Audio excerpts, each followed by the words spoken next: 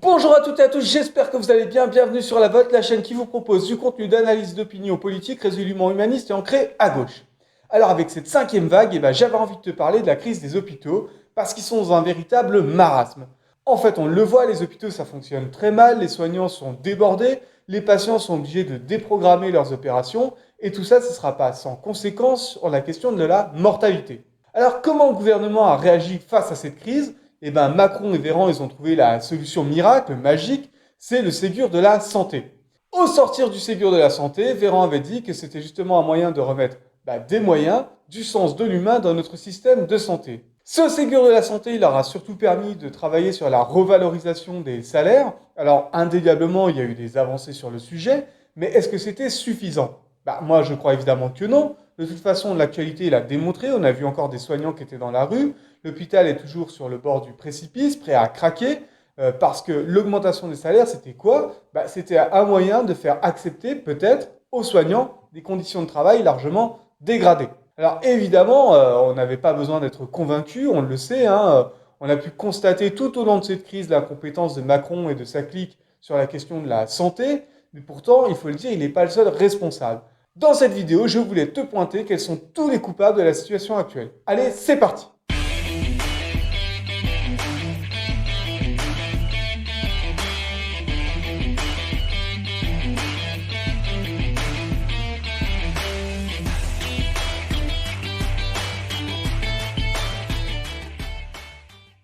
Alors, je prends juste 10 secondes pour faire ma publicité, t'inviter à liker, à t'abonner si t'aimes ce contenu, c'est la récompense pour le travail qui est fait. Allez, on poursuit. Alors, le premier responsable, je l'ai dit, c'est Macron, hein, il est au pouvoir depuis 2017, et il faut quand même bien rendre à César ce qui appartient à César. Il faut quand même le remercier pour son énorme contribution à la destruction de notre système de santé et des hôpitaux, parce que rappelle-toi qu'en 2019, il y avait eu une forte mobilisation des soignants. Quelle a été la réponse de Macron face à cette mobilisation?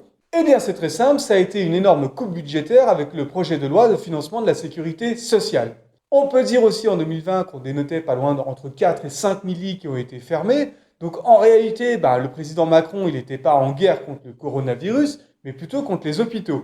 Dans cette tâche, on peut dire que Macron, il a bien été aidé par Jean Castex, parce qu'il ne faut pas oublier de dire que dans une vie antérieure, c'est-à-dire avant d'être Premier ministre, il a été directeur de l'hospitalisation et de l'organisation au sein du ministère de la Santé. Durant cette période, Jean Castex, en fait, il a été là pour travailler sur la réduction des coûts, la mise en place des objectifs au sein des hôpitaux. Évidemment, il était favorable à la question de la tarification des actes médicaux, et puis il portait également la question de la restructuration des hôpitaux.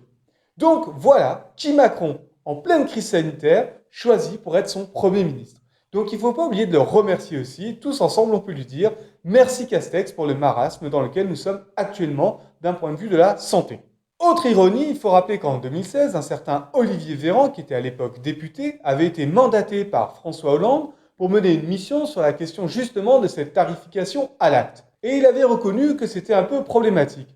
Mais qu'importe, tout ce petit monde va continuer à travailler bras dessous à la destruction de notre système de santé. Pour mesurer cela et s'en convaincre, c'est très simple, il suffit de regarder les revendications des soignants actuellement qui sont totalement dépassées. Alors, si Macron, effectivement, s'est engouffré dans une brèche, hein, il n'en est pas le responsable, il a été le continuateur d'une politique qui avait été instiguée avant lui. Et pour être absolument convaincu que c'est quelque chose qui dure depuis très longtemps, il suffit de prendre les chiffres. En 1980, en France, il y avait 600 000 lits d'hôpitaux. Actuellement, il n'y en a plus que 400 000. Alors, le deuxième coupable sur ma liste, c'est le père d'Emmanuel Macron, François Hollande. Alors, je veux quand même lui reconnaître qu'il n'a pas une posture complètement hypocrite. Il s'était fait assez discret du temps des premiers confinements, mais il s'était exprimé au sortir d'un confinement pour dire qu'il portait sa part de responsabilité. Il disait le 25 mai sur France Inter, j'ai présidé la France pendant 5 ans, j'ai ma part de responsabilité aussi dans la situation de l'hôpital. Alors, il faut le dire quand même, en 2012, il s'était engagé sur un certain nombre de promesses sur la question de la santé, et elles ont été globalement tenues pour une grande majorité.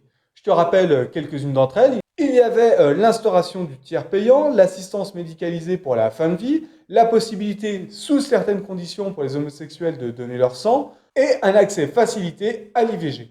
Donc sur la question de la santé, on l'a vu, il y a eu certaines évolutions plutôt favorables, des promesses qui ont été tenues, mais sur la question de l'hôpital, c'est là que le bas blesse. Lorsque Marisol Touraine a quitté son ministère, on peut dire qu'elle a laissé quelques petits dossiers un peu brûlants sur le bureau. Notamment l'un d'entre eux qui était la revalorisation des fonctionnaires hospitaliers. Eh bien, tu auras pu constater que depuis, il est carrément resté dans le fond du tiroir pendant des années. Je crois qu'il est important de rappeler également que la ministre avait dit en 2013 que le problème des urgences, ce n'était pas les moyens, mais l'organisation. Eh bien, retiens bien cette phrase parce qu'on aura l'occasion d'en reparler. Alors peut-être que tout cela, ça justifiait qu'on ne s'attaque pas à la tarification à l'acte, dont il savait très bien que c'était un problème. Je te rappelle que Hollande avait mandaté Véran pour travailler sur le sujet, et puis les fermetures de lits, ça s'est poursuivi sous le quinquennat Hollande. La ministre aura su vanter son bilan, et pourtant, comme je te le disais, il n'est pas si bon que ça, il y a une perte de moyens.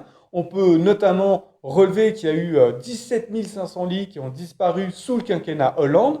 À mettre au regard, il est vrai, de la création de 5 300 lits de jour, dits de jour. Donc qu'est-ce que c'est en fait? C'est destiné à la médecine ambulatoire, c'est-à-dire toute la médecine qui ne passe pas par l'hospitalisation. Alors, ces chiffres, ils restent quand même désastreux, mais bien moins que le prédécesseur de François Hollande, à savoir Nicolas Sarkozy, mon coupable numéro 3. Le président Nicolas Sarkozy, alors là, c'est vraiment le champion de nos 3 challengers, parce que lui, il aura détruit plus de 46 000 lits d'hôpitaux. Donc je te le rappelle, plus ou moins entre 4 et 5 000 pour Emmanuel Macron, 17 500 pour François Hollande, donc il est vraiment loin devant les autres. Et puis Nicolas Sarkozy, il avait eu cette phrase, il avait dit que le problème des hôpitaux, ce n'était pas les moyens, mais l'organisation. Et là, tu feras le lien avec une phrase qui a été reprise par Marisol Touraine concernant les urgences. On voit bien qu'en fait, c'est toujours la même politique qui se poursuit de mandat en mandat. La grande réforme de Sarkozy dans le domaine de l'hôpital, ce sera évidemment la loi HPST, c'est-à-dire Hôpital, Patient, Santé, Territoire. Alors le but de cette loi, c'est de faire fonctionner les établissements entre eux, les grands et les petits, sur un territoire, afin de proposer en fait un maillage territorial qui soit plus efficace. Mais surtout, ce que cette loi, elle portait, c'était de mettre un patron à la tête de l'hôpital. Alors ça, c'était une obsession de Sarkozy. Et ce patron, ce sera un directeur. Et ce directeur, en fait, qu'est-ce que c'est? C'est un gestionnaire. Donc là, on est en plein dans la logique de l'hôpital entreprise. Et ce gestionnaire, on peut dire qu'il a tout pouvoir parce que c'est lui qui va nommer les chefs de pôle. Alors, cette grande réforme, évidemment, pourquoi faire? Pour rationaliser à nouveau. Et avec cette loi, on peut dire que ça va être accompagné d'une sérieuse cure de minceur pour l'hôpital. Avec cette loi et cette réforme, on va voir une chose apparaître, c'est que pour la première fois, le nombre de soignants va diminuer dans les hôpitaux. Alors, les premières victimes en fait de cette politique du chiffre, quels sont-ils? Ce sont les patients, tout simplement. Et ça va être accompagné par d'autres réformes. Il faut également rappeler que le quinquennat de Nicolas Sarkozy, ça a été l'occasion de dérembourser de plus en plus de médicaments. Et ça, évidemment, c'est une conséquence, c'est que les gens deviennent réticents à aller se soigner. Et puis le mieux, alors ça c'était sa lubie, c'était d'instaurer une franchise. Parce qu'il disait, on n'imagine pas une assurance sans franchise. Donc il a appliqué ça en fait à l'assurance maladie, cette franchise qui visait à responsabiliser les patients. Et quelle bonne idée en fait de vouloir responsabiliser un cancéreux face à sa maladie. Rappelons que pour mettre en place cette politique, Nicolas Sarkozy a pu s'appuyer sur l'infortuné candidat des primaires des Républicains, à savoir Xavier Bertrand.